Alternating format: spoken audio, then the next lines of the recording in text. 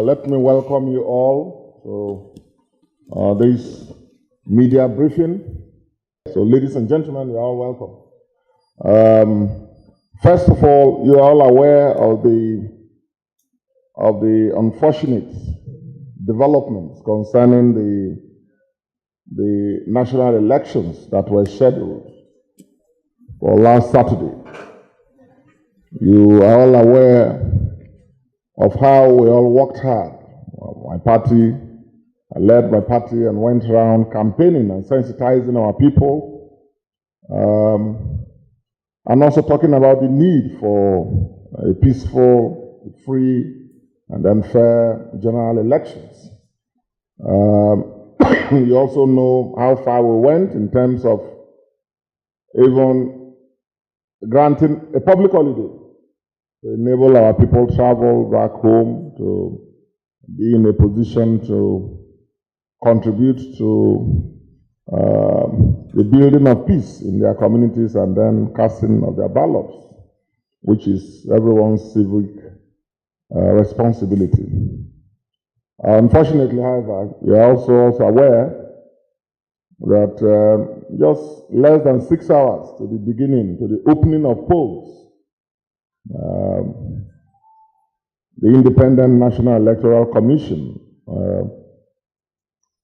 had cause, from what they said, to cancel the exercise and to postpone it, and they have fixed Saturday, this weekend, for the exercise to commence. You are aware of the reactions locally and internationally, reactions from within the state, reactions from across the country, reactions from around the world about the postponement. And I thought you needed to know my thoughts about this unfortunate development. First, like every Bayelsan, like every Nigerian, we condemn the postponement. We thought that INEC should have had enough time and resources from what we now hear from the federal government to have been able to plan this exercise. This was known 4 years before, and this was the most important date on the INEC calendar, given 4 years ago. So, but it's unfortunate that we are now faced with a sudden postponement after we had all done our own parts and mobilized supporters at great cost and inconvenience to various polling centers. So let me use this opportunity to thank the people of Bayelsa State from across all parties,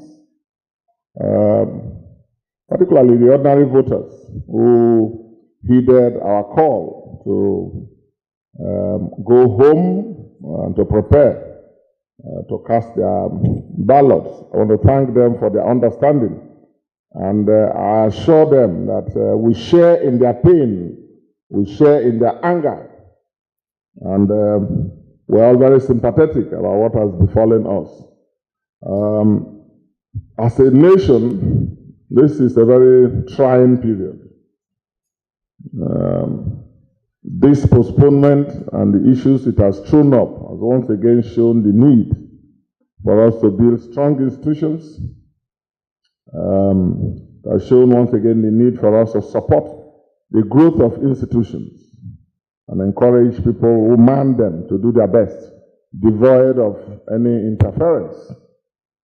I would like to commend the security agencies, because up until the postponement, we were monitoring closely developments. And there were some concerns here and there, some cases that were promptly handled. But all in all, I think security agencies, up until the postponement, I think there was no major breach. And I believe that if any time the elections are held, that security agencies should be able to do better, or as well as they did last Saturday. I'm not surprised, therefore, that the reasons given by the INEC chairman do not border on security. Because I know that here in this state, security agencies tried their best and they were all prepared to support the exercise, and we commend them for it. I've just summoned the Security Council meeting by tomorrow to enable me have a comprehensive review with all security commanders to know the issues they handled and dealt with and what they need to prepare for moving forward. Now, you're all aware of the reactions that have trailed the sudden postponement. Clearly, it has belittled our country. It makes all of us sad. It doesn't show us as a serious country. But more importantly, my reading of the situation is that unless all stakeholders drop this habit of name calling and this habit of blaming the other side and claiming to be right all the time, unless all major stakeholders and well-meaning Nigerians come together, we are, in my view, moving close to a major constitutional crisis. Because if anything should go wrong with respect to the rescheduled dates, then your guess is as good as mine. We'll have a full-blown crisis, electoral crisis, a crisis of succession, at a time that the Supreme Court itself is reeling from is actually in crisis also. And that is why we should be careful about calling for a removal of the INEC chairman. That's why we should be careful at this point in time, in as much as we are sad, in as much as we disagree with what has happened, in as much as we condemn what has happened.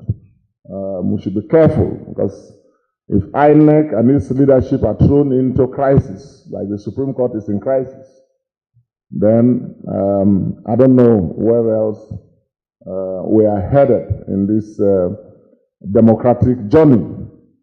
And it is in respect of this that I would like to use this opportunity to call on the President, President Muhammadu Buhari, in his capacity as President of the Federal Republic and as leader of the country, not as leader of the APC, but as leader of the country, to convene an emergency meeting of the National Council of States. An expanded meeting of the National Council of States is needed urgently, where we have the security leaders, the security chiefs, all in attendance to brief stakeholders about the preparedness of their various services and agencies to support the conduct of a free, fair, credible, and peaceful election, where we have INEC and all the national commissioners of INEC to be there to brief the council about preparations on their side, where you have the political party national chairman with the presidential candidates and all of us sitting in one room to examine this developing scenario, which may plunge our country into an avoidable and needless prolonged political crisis, the end of which no one can fathom right now. I think that meeting, that emergency meeting, should be called. I do believe that if we all sit down and know the circumstances in greater detail and ask INEC pertinent questions that we all have to ask, and ask and raise all the issues that we all have to raise, even with the security agencies, in that one meeting. I believe it is at the end of that meeting that we should agree on a new date, that INEC should adopt a new date. I disagree with the INEC unilateral announcement, as they have done, of the next Saturday as a date for the holding of the rescheduled polls. I do not believe, and I do not have the facts. I don't claim to know all the facts. But I do not believe that all the challenges that INEC had can be resolved and the country can be assured of hitch-free elections just in the next 5 or 6 days. It's already almost 2 days since INEC made that announcement. I don't know what else, what more they need to do that can be accomplished before then. In Bayelsa, on that Friday night, 5 hours to the elections, to the opening of polls, we didn't have the ballot papers for the presidential election. So clearly, INEC wasn't ready to proceed on Saturday with the conduct of elections all over the country. We didn't have the essential stamps at the polling stations to authenticate the votes. And a few other concerns were raised.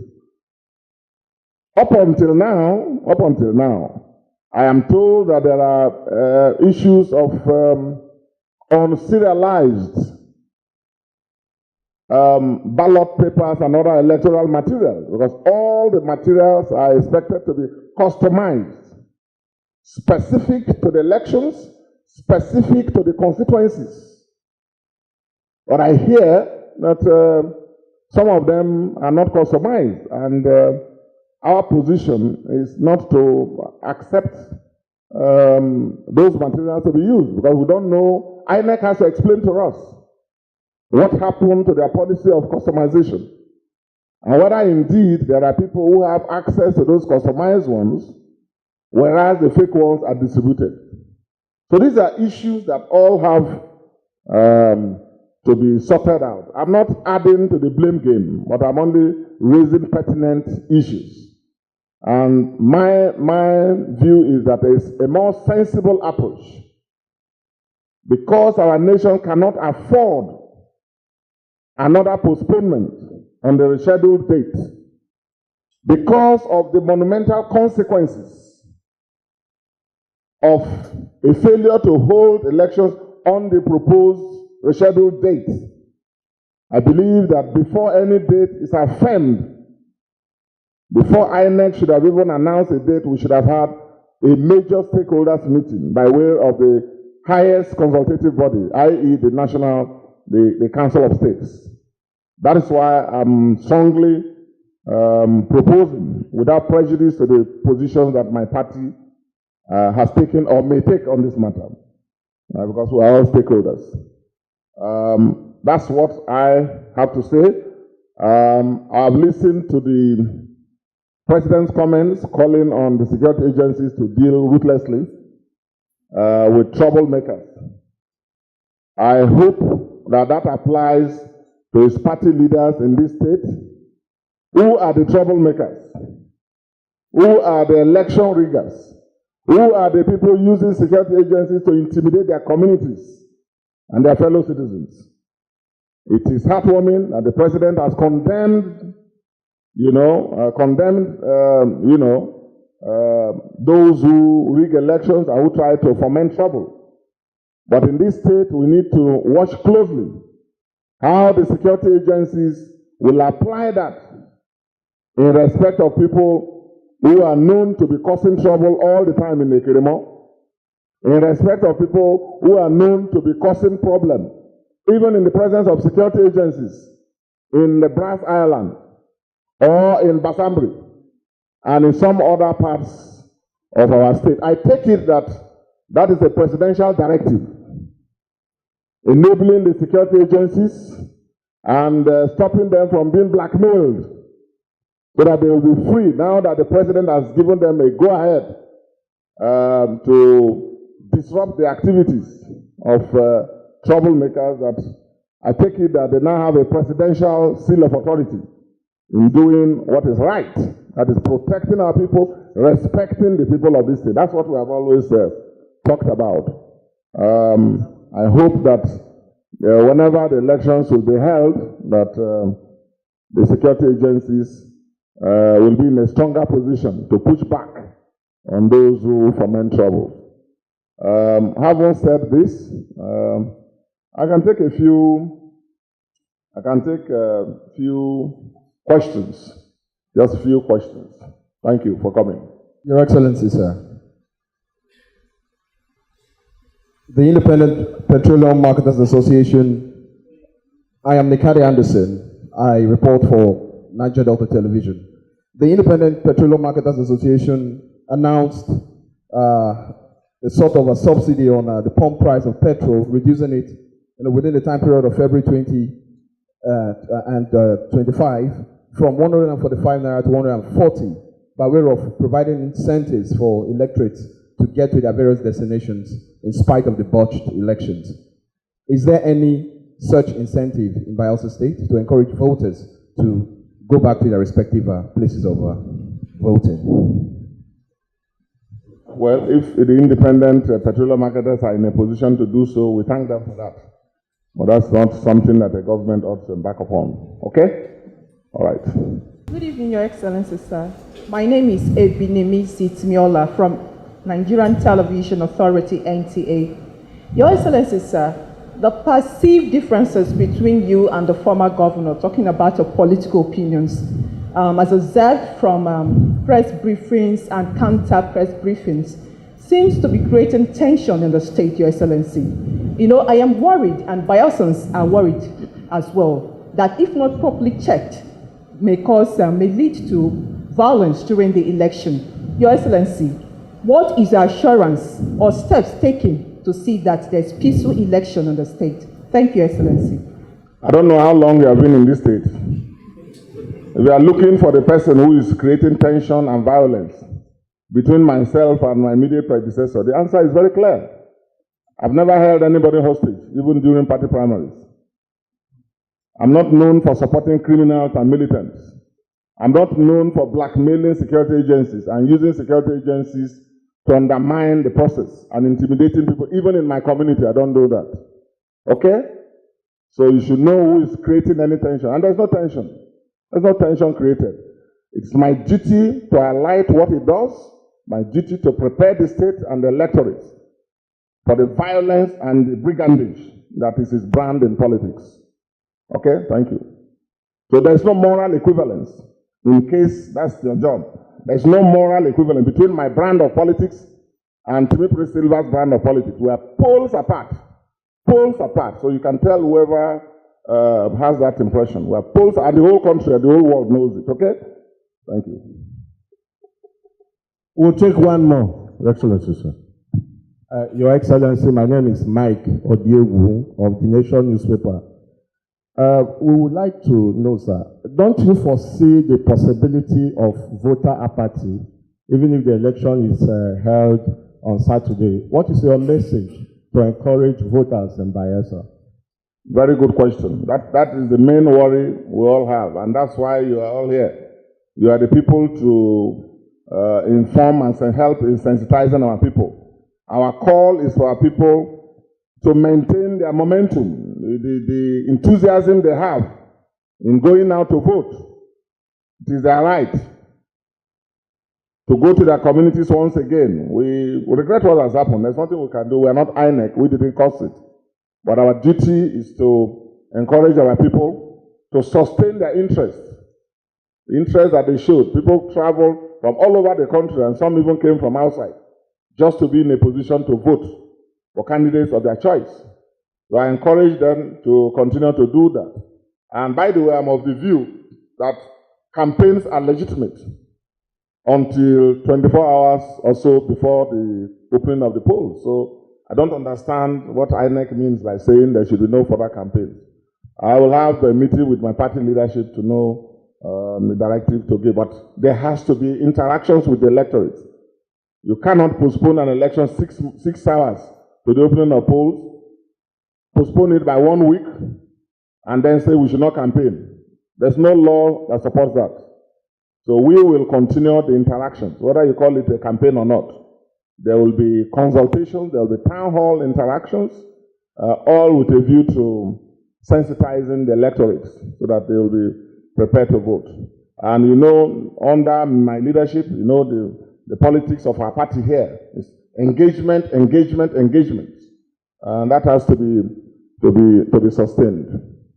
With that, we come to the end of this briefing press conference.